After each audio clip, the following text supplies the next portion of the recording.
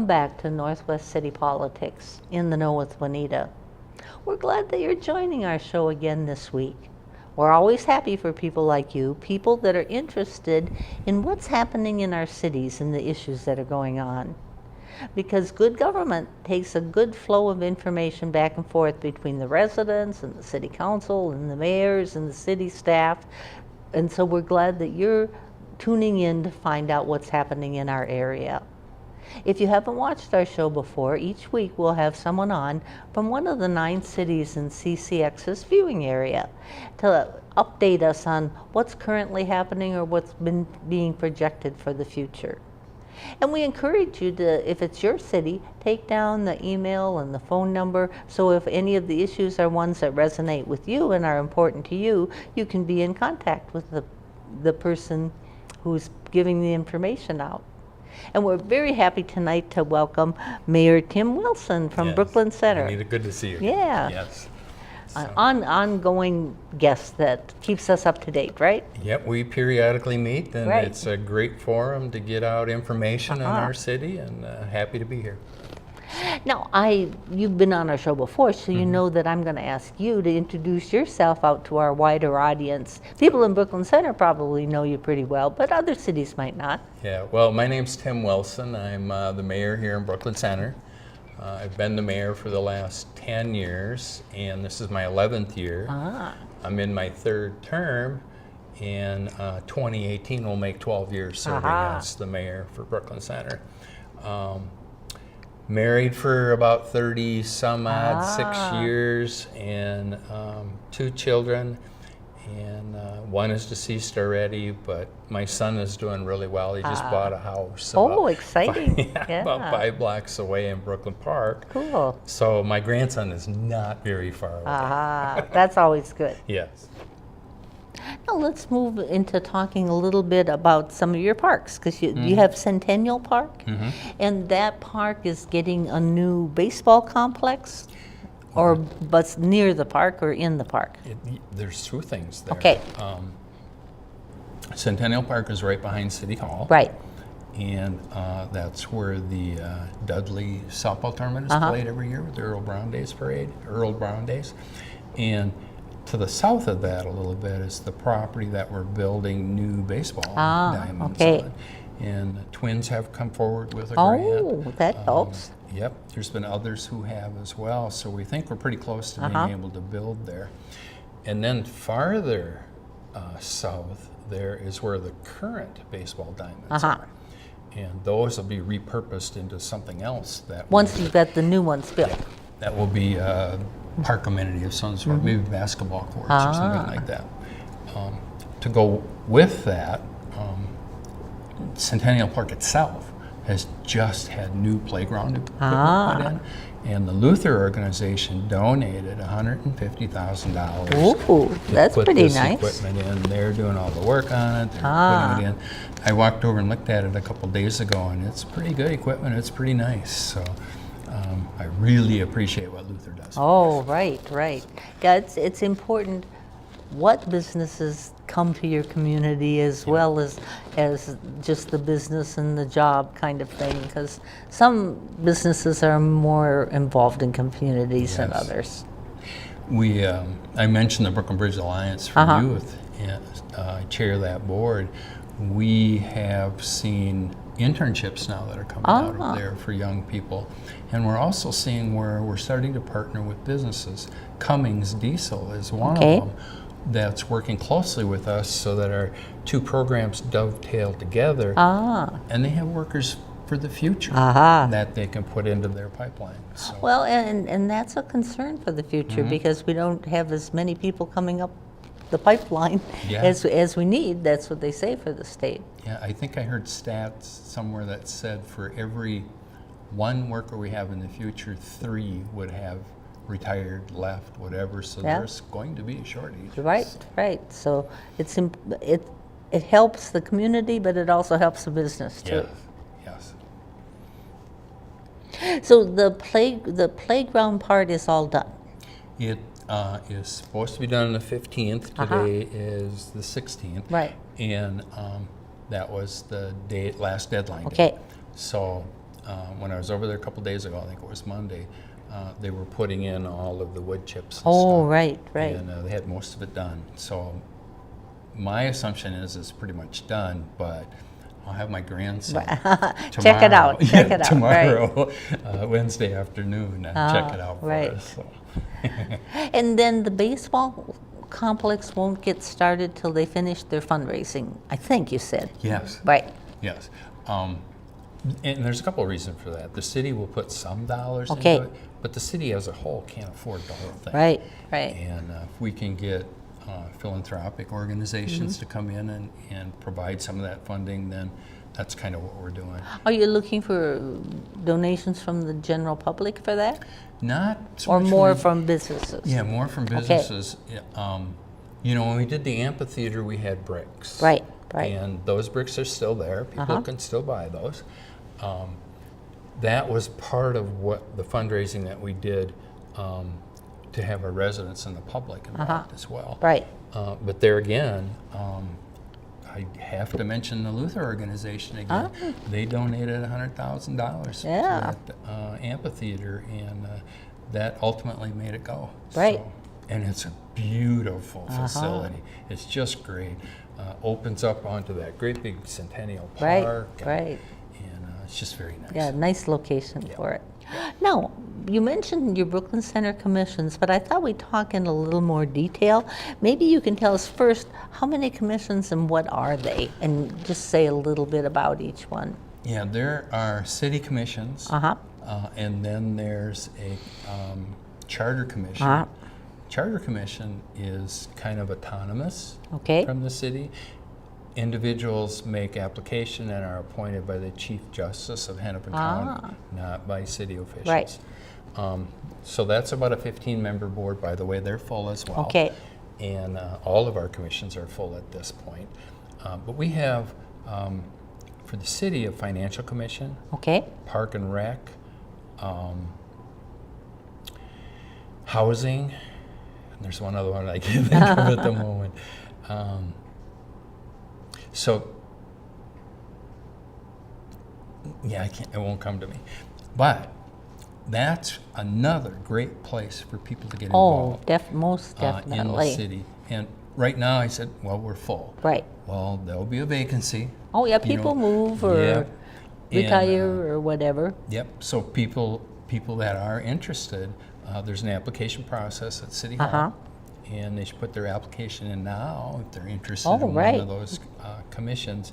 And then when an opening comes up, that's a pool of people we can draw from for appointment. So. And then, now each of these commissions meets and does their work, right? Planning and zoning is the Oh, there we go. Oh, yes, right. One. How could I miss that one? Yes. So each of these commissions meet monthly usually? Well, it depends. Or it depends on the commission? Depends on the commission. Finance will meet twice a month once we get going. And it'll be the 2 Mondays opposite of the council meetings. So the council winds up meeting every Monday. Right. And the financial commission then every other Monday. Housing is about once a month or so. Planning and zoning is twice a month. Park and Rec is every month or so. So it varies a little bit. Right. It also varies depending on what those commissions are studying. Planning and zoning is kind of a unique commission because they're charged with doing public hearings on redevelopment and plans that come forward for the city. The others work on things like the Park and Rec has worked on smoking in the parks, things like that. So if they really have an issue that they want to address, they could meet more often. And now, like for the summer, I would expect that there aren't, first of all, there's not any hot issues. Right now. So I would expect they're probably going to take, most of the summer off. So. And people can look on the website because there's going to be a little write-up about each of the commissions. But there'll also be minutes and agendas. Oh, yeah, good point. Yeah, absolutely. The minutes are put up from each of those commissions. Staff is assigned to it. Same way with the council. Council meetings are online. Those have video. Right. And they're on YouTube. You can get to them off the city site Right. as well. But the hard copy, agendas, council books, and the minutes as well are online. Right. So that's one place, because we're encouraging people to get involved, but then they have to find something that resonates with them. That if you're going to put time out, it's going to be to something that fits with your pattern and your lifestyle, so that they could go there. But it seems to me another good way is for them to go actually sit in on some of the meetings. Don't you think? We've seen both ways done, where we've had people come to the meetings, and then we've had people who are consistently coming to the meetings. Oh, right. That's kind of dropping off again, maybe because of the summer. But what I really think it is they're able to watch the video at their own convenience. Oh, right. And I think they've figured out how to do that. So then they can watch the council meetings, and they can click on those links to get to a topic they're interested in. Right. The first part of the agenda has the links that'll go to each part in that video for those things. So I would encourage people at a minimum to look at the city's agendas every couple of weeks or so. And if there's something the council is talking about there that they have an interest in, well, then they should start keeping track. Right. And then, like, because it is televised and it is on YouTube, you can get to it. Now, is your planning and zoning televised? Because some cities do. Some cities do. Right. We don't televise our commissions. We don't televise our informal open forum with the council. It's been debated over the years. I mean, I've been in city government for probably the last 30 years or so in one city or the other. Right. And there's always a debate as to whether or not to televise, whether or not to put a public forum out there for a few people who may or may not abuse that. So at this point, and when I came in office, the only thing that was televised was the council meeting. Okay. So time to time I hear somebody mention it, but it's not gone forward. So I mean, each city is a little different, is what I was kind of pointing out. But I'm sure that people on the commission are happy to talk to people to give them more ideas about what does this group actually do and what are you accomplishing. Yeah, absolutely. There's some good chairs there as well that people can talk to. Or they can talk to any of the council members as well and get some of that information. The website, though, is a gold mine. Oh, right. There's a lot of information there. Yeah, and it has grown and expanded in the last 10 years. When I first came in, I don't know if the city even had a website. They probably did, but I don't recall it. And we've grown it since then to be a major communication place. Yeah, there's been so many changes. Well, and on your website, too, you're able to pay your bill. You'll be able to sign up to get information about things that are happening in the city. Yep, you can sign up for rec activities as well. So, and that's the way the world's going. Everything's going pretty much digital. Definitely. Some of the new phones and things that they allude to that'll be coming out in the next years will basically be little computers that you'll be carrying around. And already we see payments online, with automatic cash handling and transfers, and you can set up an ongoing one, as well. Very different from what it was, at least when I was young. Lots of changes have happened in that area. But of course, when I was young, a pack of cigarettes was like 35 cents.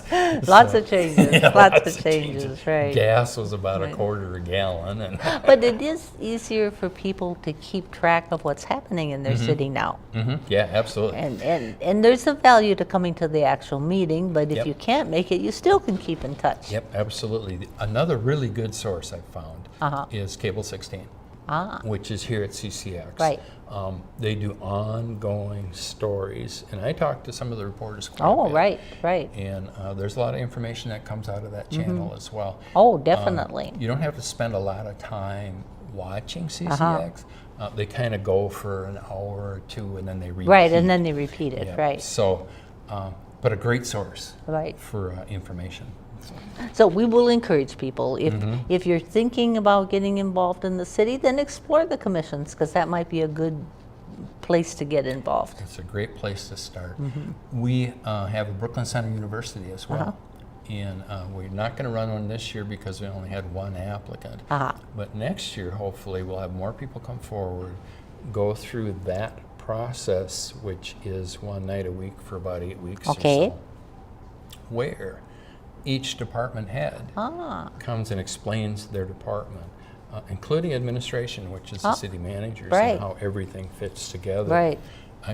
I've had people go through that who have been very impressed, and a lot of them kind of scratch their head and go, I didn't know it was that complex. Right. But running a city and keeping all the pieces in place is actually very complex. Oh, it is. It's a very demanding area. Yep. Rewarding, right? Because it's rewarding, yes, absolutely. A lot of work on, at least from my perspective. Right. I told you I retired in July last year. Right. And I'm spending a lot more time as the mayor. I can't for the life of me figure out where I found the time to be the mayor when I was working full-time. It just, I don't know. But I'm really enjoying now having much more time to work on mayor things. So people think about it. Maybe you don't have the time right now, but as your life moves along, it for me and for people that I've talked to, you probably get more back from the process than you give out. Yes, that happens a lot. Yeah. Especially when you're talking to your neighbors and things, because you know how, what that respective commission does and how it operates. Right. So. And then you can be part of it. And I have seen references that with the current economic or current political atmosphere, more people are wanting to get involved. Oh, yes. Yeah. We're seeing more online things with the website and stuff. More comments from social media like Facebook. There are others as well. And then we've had more interest in some of the issues at City Hall. But I don't know yet if that interest is because of the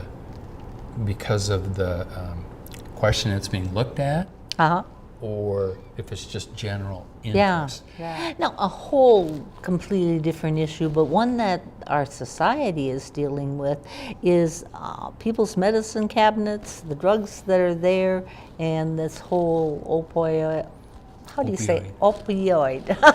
problem.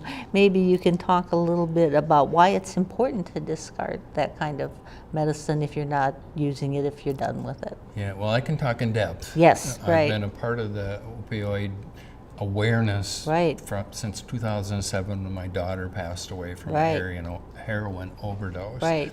And we're now starting to see great interest from senators, from the federal government, from state government, from a lot of organizations. But specifically, we're also seeing where the pills that are being prescribed for pain are basically a legal opioid. There's just one molecule that's changed. And people are getting addicted to those pills because it's being overprescribed. We're starting to see where doctors are starting to figure that out now. And maybe that overprescribing will change. I know I've seen figures in Ohio and Virginia where there are 2,000 to 3,000 pills that have been prescribed for every man, woman, and child who live in those states. So there's been far too many cases where individuals, they go to the dentist, they have a knee, they have an elbow, something, they get prescribed these pills, and after the 5 or 6 days, well, you're pretty much addicted to it. Then your brain changes, and its complexity. And then they run out of the prescribed drugs. Well, they do two things. They either hit mom and dad's medicine cabinet to see if there are any drugs in there that they can use, or they go to the streets and they start getting illegal heroin. And the heroin deaths we're seeing are just rising rapidly. My wife, Senator Eaton, a few years ago,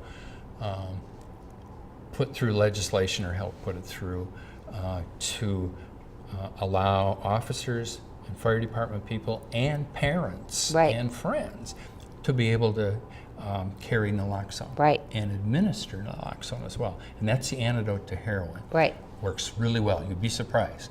An individual will be out cold on the floor, and you give them that drug, and within 5-10 minutes they're sitting up and howdy do and everything else. Made it through. Yeah, well, you still have to get them to the hospital because that heroin is still in their system. Right, But right. in the brain, the receptors have been, the heroin has been dislocated and won't be in effect. It only lasts for a while. Right. So you got to get to the hospital and still get treatment.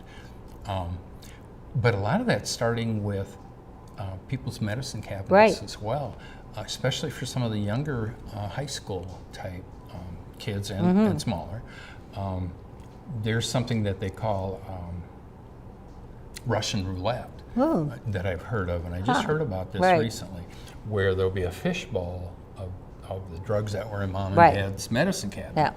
And they just pour them all in there. Oh my goodness. And everybody just takes one. Yeah. You don't it's even just- know what you're taking. You don't know what you're getting. You don't know what you're dealing with, and that's not good. No. So, but the addiction that's coming from the painkillers is just very, very sad. The pharmaceutical companies are going to have to step up. That's a and serious help with problem. this. Yes. Now, what places can people dispose of the drugs? Because you don't want to put them down your toilet because No. that's going to get into the water.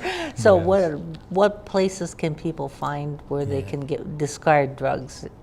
Yeah, no, please do take them to, there are Walgreens that are starting to have those containers there. Okay. The library here in Brooklyn Center, Hennepin Counties, has one. I know for a fact that an officer comes and empties that every evening, takes custody of whatever's been deposited in there for pills, medicines, and that's incinerated at the end of the day, or when there's a couple of tons or something. And Right. literally, there's a couple of tons Oh, that come right, out of right. it. And so more and more we have to do that, just based on the fact that our medicine cabinets may have, drugs that have been in there for years, maybe, and you just don't think about it. No, right. Yeah, and they're kind of hidden in the back and stuff, but they could be very detrimental, to kids who get a hold of them. So there are lots of resources, like you mentioned. So maybe it's time for people to check their medicine cabinet and remove the ones that you don't need anymore. Absolutely. Okay, I thought we should talk a little bit about some of the up-and-coming events. Now, you have neighborhood get-togethers that and maybe you can talk a little bit about that program. Yeah, and then we'll give people some dates that are up and coming.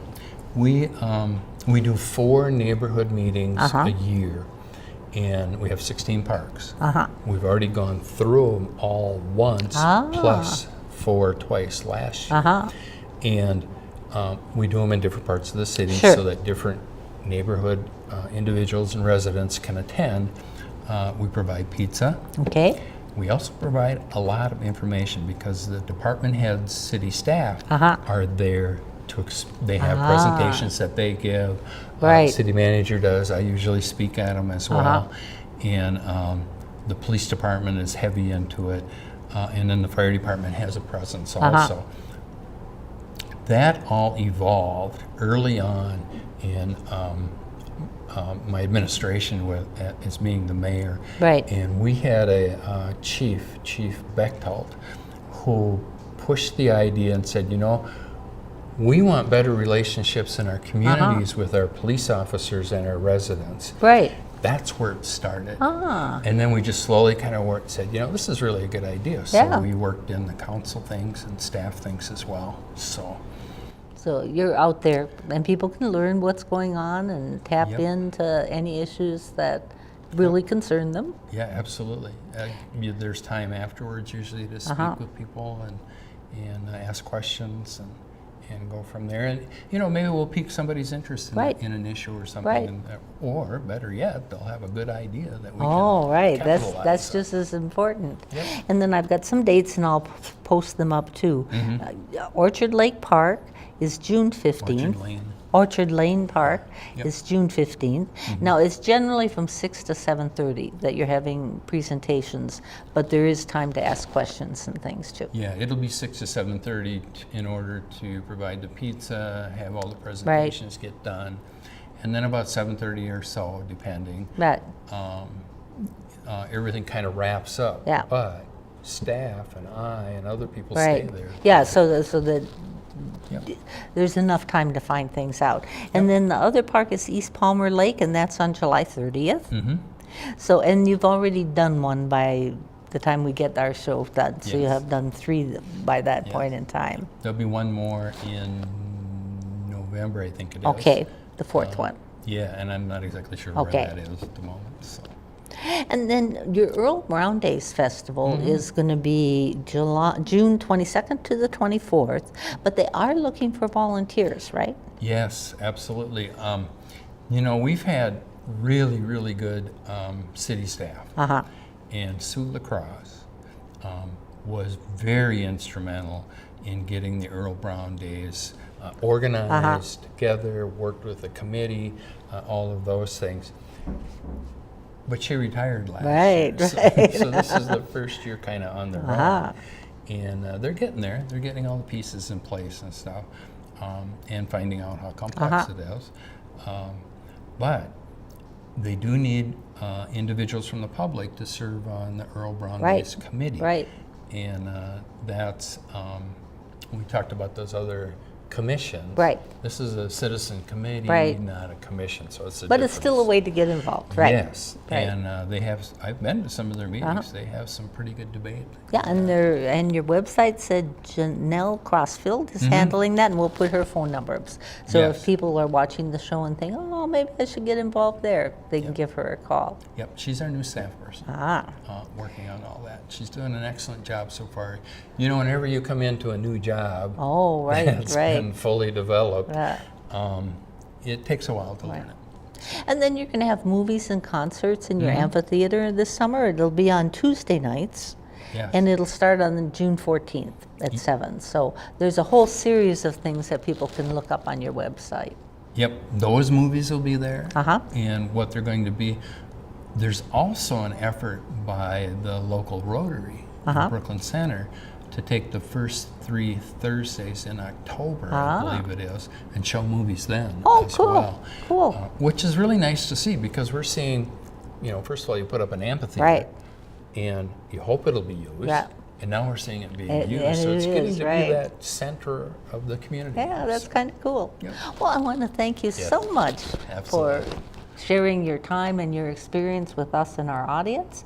We're glad that you've been with us, and we hope you'll join us again. Bye.